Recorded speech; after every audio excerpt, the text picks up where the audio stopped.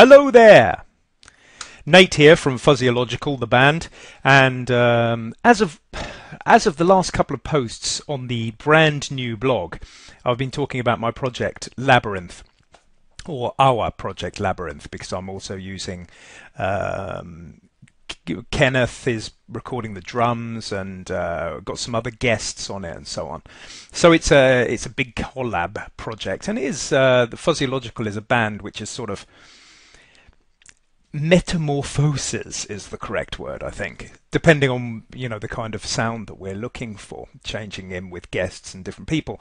But what I thought I'd do, because I've been mentioning a lot about the project, is I'd show you around one of the tracks, which is called Weak, and it's a song which is basically about trying to make it through life when things are really tough by pure self-discipline and anger and aggression and all those positive, negative things. Those feelings which can sometimes be seen as negative, which are in fact positive, really, if you look at them as a way of getting things done. Anyhow, that's the story of the project. This is more aimed at people who are already making music, so a lot of the people that I know from Reverb Nation and so on, the different sites, and it really assumes that you've got some knowledge of recording. I'm just going to show you around. It's a little introduction to how I work with the project in the creative phase, not in the mixing and the post-production and mastering, but in the actual pre-production and creative phase, okay? This is the project, as you can see up here on Nuendo, my weapon of choice.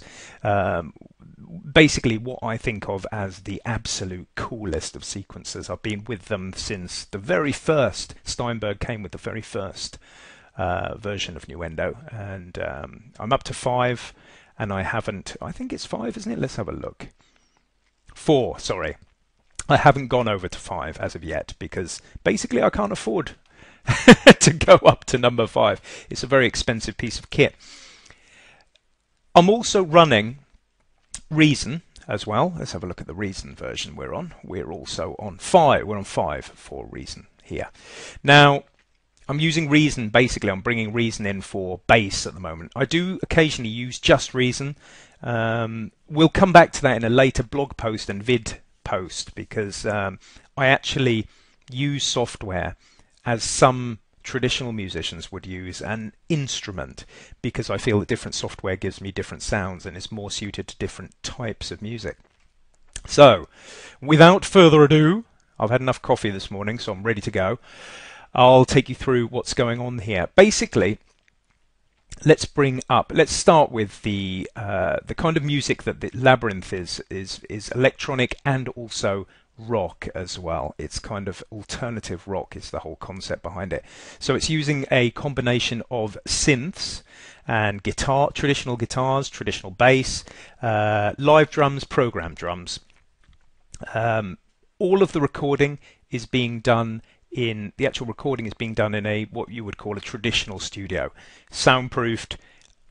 We can scream, bang drums hard, make lots of noise. This is my home studio where I bring everything back, and me or if anybody else is involved, the other guys, this is where we do all of the actual putting together of the bits and pieces. So let's look at this.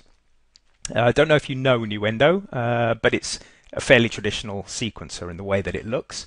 What we've got here is we've got some folders of the different elements. Let's start off with the drums. Basically, I'm bringing in drums from using battery, pretty much an industry standard. What I've done here is I've got lots of, apologies by the way for the delay on everything. The way that I'm having to do this, I can't use my usual sound card and so on to make this video. I'm having to use the built-in drivers on this computer, which is meaning that there's going to be a little bit of delay on latency, as the term is. What we've got here is we've got all of our different drums all set up here. What I've also done is I've used batteries sampling to allow me to have some backbeat loops, which are very heavily EQ'd for top end, because they're sort of backbeats in a way. You've got your main kick and snare down here. So that's the drums. I mean, basically multi-layers of drums you've got going on there. Guitars, I'm using, let's have a look here. We've got the main guitar here, which is distorted, processed, and what I'm using for that, let's have a look here, is we're using the good old Native Instruments guitar rig, which is fantastic for guitars. Everything I need. I've built up a rack here using a traditional sort of guitar setup to get a good traditional guitar sound. Let's close that down, keep things neat and tidy, seeing as I'm trying to show you something here. Vocals, basically I've doubled the vocal, the main vocal, to give it a bit more, to make it a bit more fat. Give me more energy. You got two vocals going on there, with the double singing exactly the same melody, but the small nuances between the two mean that it gives it a much more fat sound. The double vox down here, the double of the vocal, is a lot lower than the main vocal in the mix. I've got some harmonies which come in later. Let's see if we can isolate those. All sorts of harmonies going on actually in this song, but an example is this one, which is underneath. Oh, it's so sweet. Yeah, absolutely. Bass. As I said, I'm bringing in bass I created a machine over here, a Thor machine over here in Reason, which you can see here, and kind of a nice fat bass sound, which is coming from that one.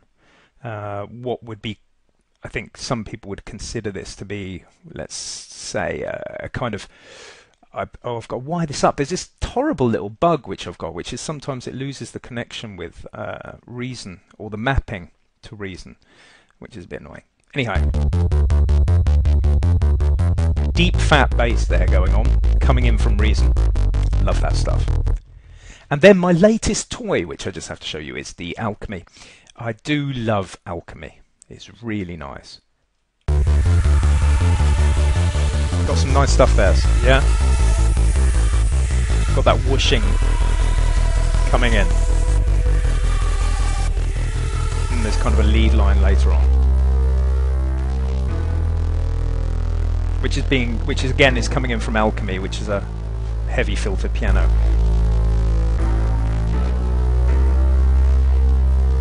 So that's more or less the elements of the song. Everything else is going to be kind of decoration after that, really. I'm not going to unveil the song now. You've heard a lot of the different elements, because it would kind of be like releasing it before it's released, which is kind of a bit weird. Don't want to do that, because I don't feel it's in any way close to being finished. Although the creative part, which is the building of the track, is more or less finished. The actual construction, if you like, of the whole thing. So in summary, what I'm doing is I'm using bass from Reason.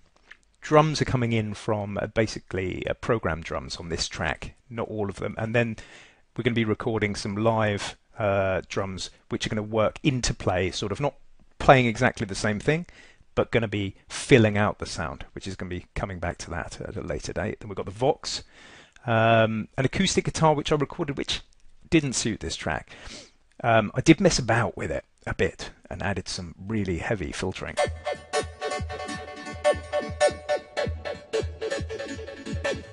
Maybe I'll come back to that, who knows. Still not sure that that's it. It's a bit sweet for this track, which is an industrial track, really. Where was I? And I got as far as saying, yeah, so you've got the harmonies going on with the vocals and the main heavy guitar. So that is the track week. I'm going to be coming back to this almost like a kind of diary kind of thing to show you how I'm doing with it. But now that this is more or less fully constructed, I'm actually going to take a rest from this track and move on to another one, another track. So I'll probably come back and introduce that as well. So that was a brief introduction to how I am with how I actually go about the creative process and getting things recorded. I hope it was of some interest, and it was a hell of a lot easier than actually writing everything on the blog. Anyway, okay, cheers for listening, and I'll talk to you again soon.